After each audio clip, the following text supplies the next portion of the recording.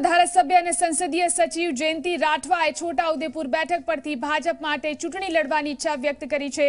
સામાન્ય રીતે કોઈ પણ ઉમેદવાર પોતાની દાવેદારી વ્યક્ત કરતો નથી, પરંતુ જયંતિ રાઠવાએ જણાવ્યું છે કે તેમને ટિકિટ આપવામાં આવી તો 2 થી 2.5 લાખ મતોથી તે વિજેતા થશે તેવો દાવો તેમણે વ્યક્ત કર્યો છે। તો ચૂંટણી નજીક આવી રહી છે તેમ नेताओं जे छे तेओ पोताना दावा आगळ करी रह्या छे। चूंटणी लड़वानो दावो छोटाउदेपुर बेठकथी संसदीय सचिव जयंति राठवाए पण कर्यो छे। भाजप माटे चूंटणी लड़वानी इच्छा तेमणे व्यक्त करी छे। सामान्य रीते कोई पण उमेदवार पोतानी दावेदारी व्यक्त करतो नथी, परंतु जयंति राठवाए कह्युं छे के तेमणे टिकिट आपवामां आवशे तो 2 થી 2.5 लाख मतोथी विजेता थशे।